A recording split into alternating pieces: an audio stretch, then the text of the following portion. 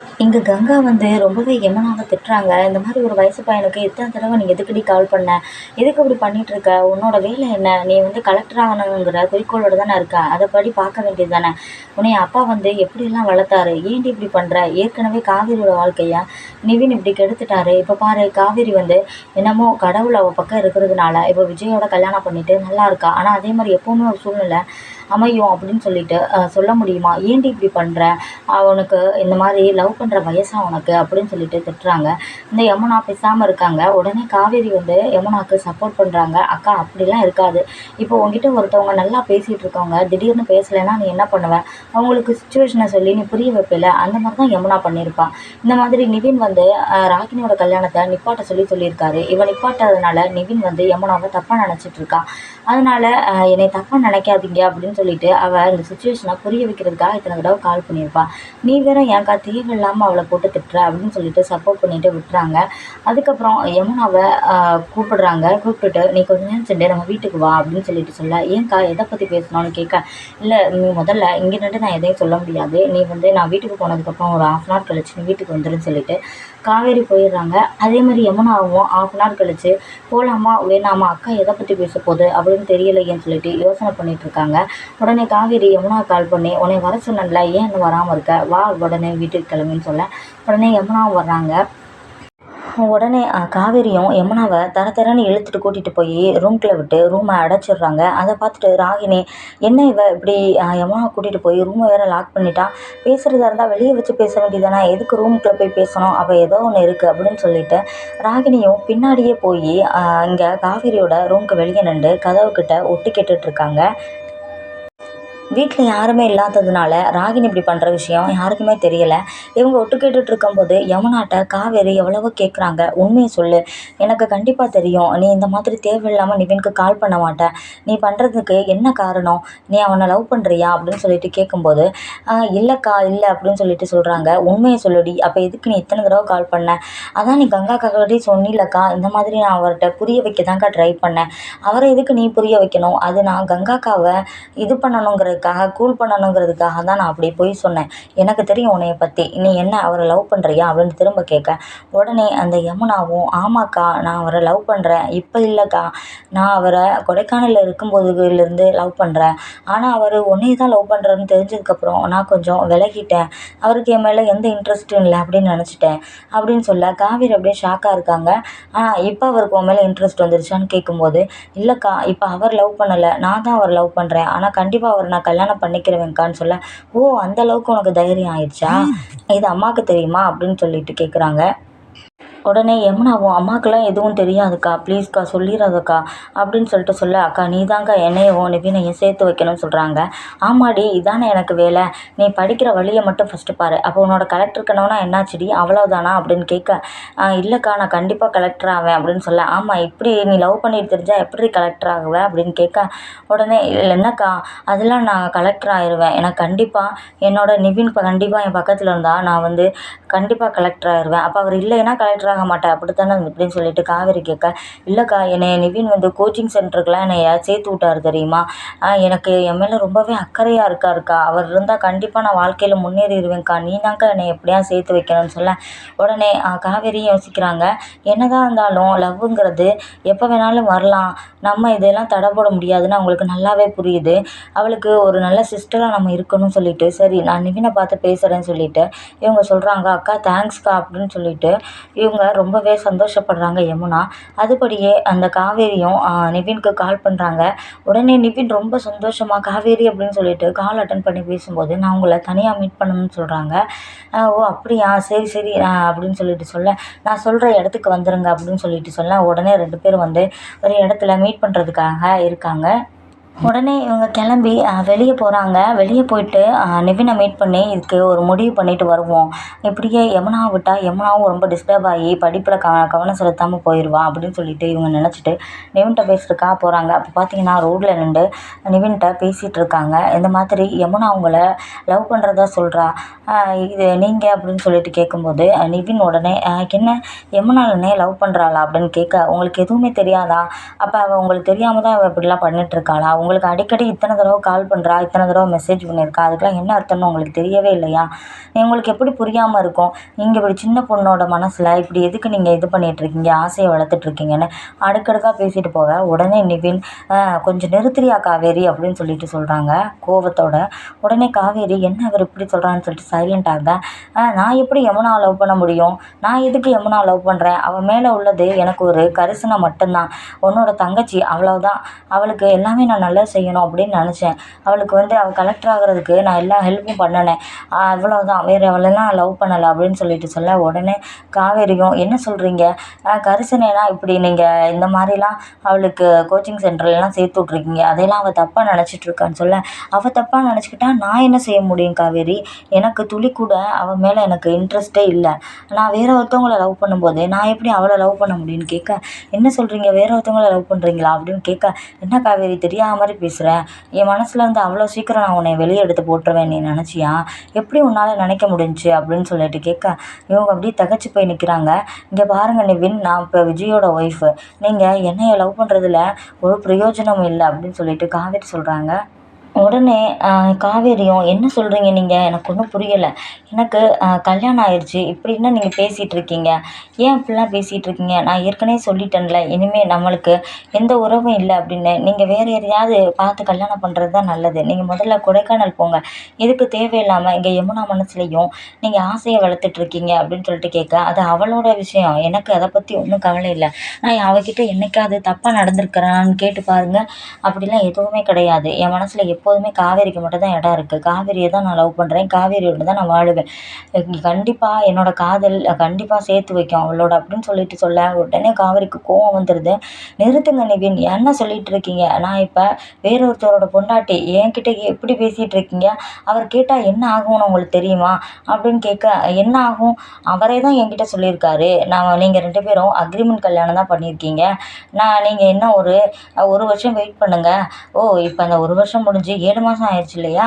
7 மாதம் இன்னும் நான் வெயிட் பண்ணால் போதும். விஜயே என் கூட உங்களை சேர்த்து வைக்கிறோன்னு சொல்லியிருக்காரு, அது உனக்கு தெரியுமா அப்படின்னு சொல்லிட்டு நிவின் கேட்க, உடனே காவேரிக்கு அப்படியே ஷாக் ஆயிடுது. என்ன சொல்கிறீங்க? என்னது? விஜய் என்ன உங்களோட சேர்த்து வைக்க சொல்லியிருக்காரா? விஜய் அப்படிலாம் சொல்லக்கூடிய ஆளே இல்லை, புரியுதா? சும்மா கதை விடாதீங்க அப்படின்னு சொல்லிட்டு காவேரி ரொம்பவே நம்பிக்கையாக விஜய் மேலே நம்பிக்கையில் பேசுகிறாங்க. இங்கே பாரு காவேரி, எனக்கு எப்படி தெரியும் நீங்கள் 2 பேரும் அக்ரிமெண்ட் கல்யாணம் தான் பண்ணியிருக்கீங்கன்னு? ஒன்று நீ சொல்லியிருக்கணும், இல்லை விஜய் சொல்லியிருக்கணும். நீ சொல்லலை, அப்போ எனக்கு யார் சொல்லியிருப்பா? விஜய் தானே சொல்லியிருப்பாங்க. இல்லை இந்த சீக்ரெட் எல்லாருக்குமே தெரியுமா அவங்க வீட்டில் அப்படின்னு சொல்ல, உடனே காவேரிக்கு தூக்கி வாரி போட்டுருது. அவள் விஜய் தான் இந்த மாதிரி சொல்லியிருக்காரு, அதனால தான் அவர் அடிக்கடி இந்த மாதிரி இன்னும் 7 மாதம் இருக்குது அப்படி இப்படின்னு சொல்லிட்டு இருக்காரா நம்மக்கிட்ட. அப்போ நம்மளோட வாழ்க்கையில் இவர் வாக்கு கொடுக்குறதுக்கு இவருக்கு என்ன உரிமை இருக்குன்னு அப்படியே அவங்களுக்கு கண்ணீர் தனியாக அழுகையாக வருது.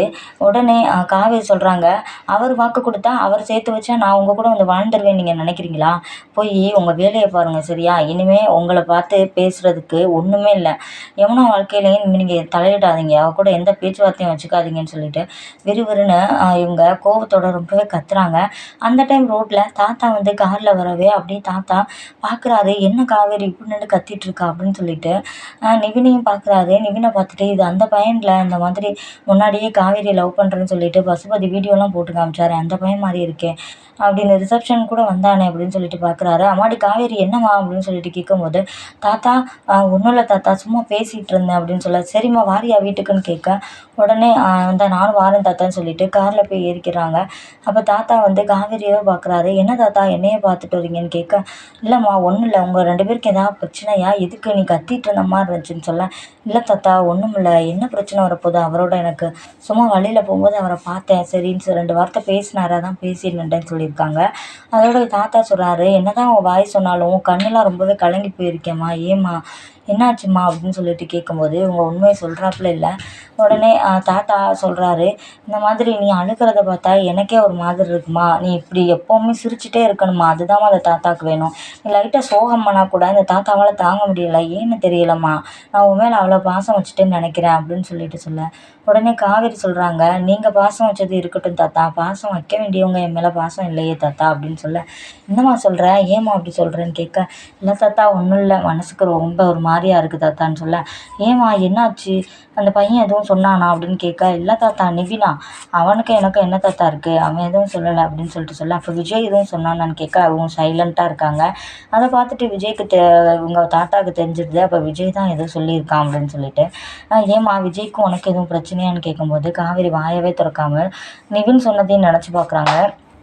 இந்த மாதிரி உன்னையவும் காவேரியும் சேர்த்து வைக்கிறது என்னோட பொறுப்பு அப்படின்னு சொல்லிட்டு சொன்னதை ஞாபகப்படுத்தி பார்த்துட்டு அப்படியே கண்ணிலேருந்து கண்ணீர் துளி வழியிறத நம்ம தாத்தா நோட் பண்ணுறாரு. பார்த்துட்டு என்னம்மா ஏன் காவேரி ஏன் அழுகுற அப்படின்னு சொல்லிட்டு கேட்க, இல்லை தாத்தா நீங்கள் இப்படி என் மேலெலாம் அப்படியே பாசம்லாம் வைக்காதீங்க தாத்தா, என்னை ஏன் இவ்வளோ நீங்கள் உங்கள் பேத்தி மாதிரி நீங்கள் நினச்சிட்ருக்கீங்க, நீங்கள் விஜய் மாதிரிக்கே என் மேலே அன்பே இல்லாத மாதிரி நீங்கள் நடந்துக்கோங்க தாத்தா, அப்போ தான் எனக்கும் இந்த வீட்டை விட்டு போகும்போது நானுமே வந்து உங்களை மிஸ் பண்ணவே மாட்டேன். நீங்கள் என் மேலே திட்டலாம் தாத்தா, என்னை டெய்லி நீங்கள் திட்டுங்க, என் மேலே அந்த அன்புலாம் நீங்கள் வைக்காதீங்கன்னு சொல்ல, உடனே தாத்தாவுக்கு புரிஞ்சு போயிடுச்சு.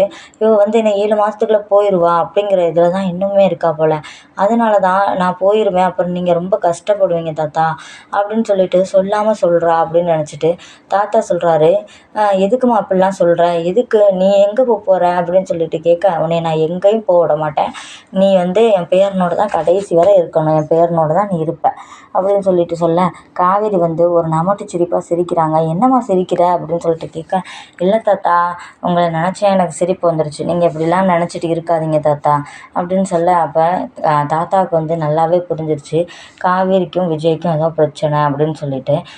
தாத்தா நினைக்கிறாங்க உடனே நம்ம விஜய்கிட்ட போய் இதை பற்றி நம்ம பேசணும் அப்படின்னு சொல்லிட்டு. அதுக்கப்புறம் தாத்தா மனசுக்குள்ளே நினைக்கிறாரு, விஜய்கிட்ட போய் பேசுகிறதுல என்ன இருக்குது, நம்ம இந்த நிவின் தம்பிகிட்ட தான் நம்ம பேசி ஆகணும், ஏன்னா அவன்கிட்ட பேசினா தான் நம்மளுக்கு ஏதாவது ஒரு முடிவு கிடைக்கும், ஏதோ ஒன்று நடந்திருக்கு 2 பேர் லைஃப்லையும், அதனால தான் காவேரி வந்து இப்படி இது பண்ணிகிட்ருக்கா, விஜயால் ஏதோ ஒன்று நடந்திருக்கு அப்படின்னு சொல்லிட்டு கெஸ் பண்ணுறாரு. அது மாதிரி வீட்டுக்கும் போயிடுறாங்க. இறங்கின உடனே பார்த்தீங்கன்னா விஜய் நிற்கிறாரு, காவேரி நீ இவ்வளோ நேரம் எங்கே போயிட்ட, உன் ஃபோன் கால் பண்ணாலும் எடுக்கவே மாட்டேற, என்ன ஏன் எடுக்கலை அப்படின்னு கேட்கும்போது, தள்ளுங்க விஜய் அப்படின்னு சொல்லிட்டு கோவத்தோட காவேரி வந்து விஜய் கையை தட்டி விட்டுட்டு உள்ளே போகிறாங்க. அதை பார்த்துட்டு தாத்தா, என்னப்பா இப்படி நடந்துக்கிறா, காவேரி முகமும் சரியில்லை அப்படின்னு சொல்ல, என்னன்னு தெரில தாத்தா, நல்லா தானே இருந்தா காலையில் அப்படின்னு சொல்ல, உடனே தாத்தா சொல்கிறாரு, பொண்டாட்டி வந்து முகத்தை பார்த்தே நீ கண்டுபிடிக்க கற்றுக்கப்பா, அவள் ஏதோ ஒரு அப்செட்டில் இருக்கா, நீ போய் பேசு, என்னன்னு தெரியல, என்கிட்டயுமே ஒழுங்காக பேசலை அப்படின்னு சொல்லிட்டு சொல்ல, உடனே விஜய் போகிறாரு. விஜய் போய் ரூம்குள்ளே, என்ன காவேரி என்னாச்சு, ஏன் ஒரு மாதிரி இருக்கு அப்படின்னு கேட்க, உடனே காவேரி, ஏன் நான் எப்படி இருந்தால் உங்களுக்கு என்ன, நான் உங்களுக்கு யார் ஃபஸ்ட்டு, எதுக்கு என்கிட்ட வந்து இதெல்லாம் கேட்டுட்ருக்கீங்க, எதுக்கு நீங்கள் இத்தனை தடவை கால் பண்ணீங்க எனக்கு, நான் யார் உங்களுக்கு, நான் நடிக்கிறேன் அவ்வளோதானே, இந்த அக்ரிமெண்ட் கல்யாணத்துக்காக நான் நடிக்கிறேன் அவ்வளோதான், எனக்கு நீங்கள் அமௌண்ட் கொடுத்துருக்கீங்க, நான் நடிக்கிறேன், மற்றபடி என் மூஞ்சி ஏன் இப்படி இருக்குது, நான் ஏன் சோகமாக இருக்கேன் அப்படிலாம் கேட்குறதுக்கு உங்களுக்கு என்ன ரைட்ஸ் இருக்குதுன்னு கேட்க,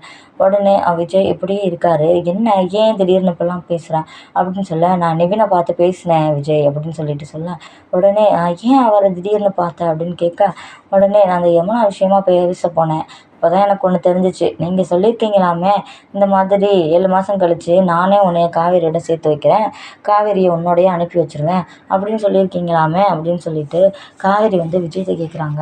உடனே வந்து விஜய் கேட்குறாரு, யார் சொன்னா அப்படி அப்படின்னு சொல்ல, நான் வந்து யமுனாவை நீங்கள் லவ் பண்ணுறீங்களான்னு சொல்லிட்டு அவர்கிட்ட கேட்டேன்.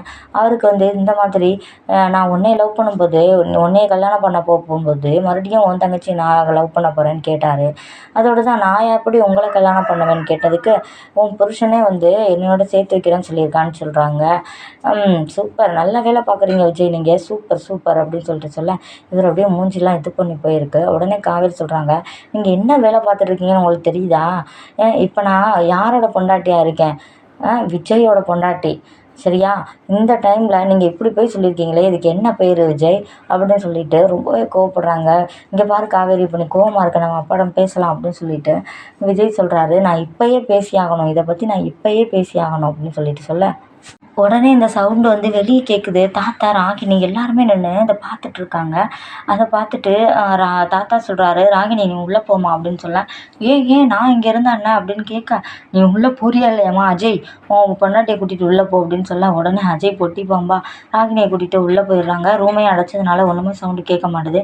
உடனே காவேரி வந்து விஜய்கிட்ட கேட்குறாங்க, இங்கே பாருங்கள், நான் உங்களை விட்டு 7 மாதத்துக்கு அப்புறம் போகிறது எல்லாம் கரெக்டு தான், நம்ம அக்ரிமெண்ட்டில் அப்படி தான் எழுதியிருக்கோம், அதுக்காக என்னையை கேட்காம நீங்கள் எப்படி நிவின்ட்ட வாக்கு கொடுக்கலாம்? அக்ரிமெண்ட்டே முடிஞ்சதுக்கப்புறம் உங்கள் பேச்சு நான் கேட்கணுன்னு என்ன இருக்குது? இப்போ வேணால் உங்கள் பேச்சை நான் கேட்கலாம். அதுக்காக என்னைய இன்னொருத்தவங்க கூட எப்படி அனுப்பலாம்னு நீங்கள் நினைக்கலாம் அப்படின்னு சொல்லிட்டு விஜயோட சட்டையை பிடிச்சி ரொம்பவே கோவமாக கேட்குறாங்க. விஜய் ஒன்றுமே செய்ய முடியல. நான் அவ்வளோ கேவலமாக போயிட்டேன்ல உங்களுக்கு. ஒரு வருஷம் உங்களோட, அதுக்கப்புறம் நிவினோட வாழ்கிறதுக்கு நான் அவ்வளோ கேவலமான பொண்ணாயிட்டேன் என்ன?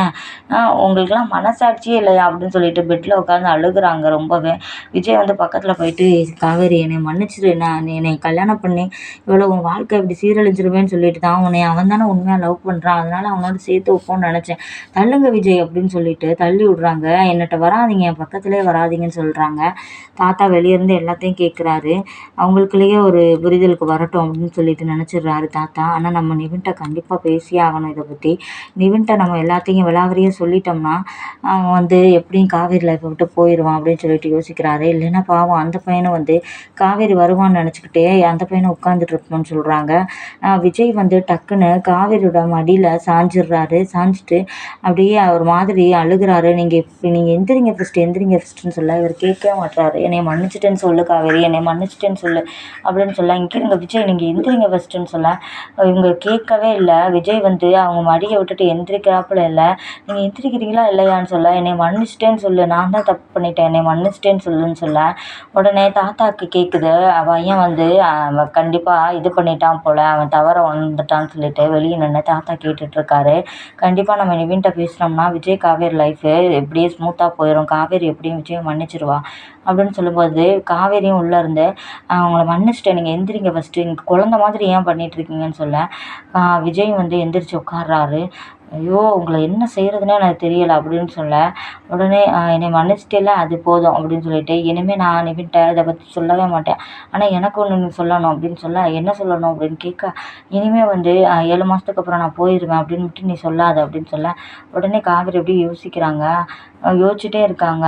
இதை நான் யோசிச்சு சொல்கிறேன் அப்படின்னு சொல்கிறாங்க கடைசியாக. விஜய் வந்து காவேரியோட பதிலுக்காக காத்துட்ருக்காங்க. பார்க்கலாம், நம்மளும் காவேரியோட பதிலுக்காக காத்துட்ருப்போமே.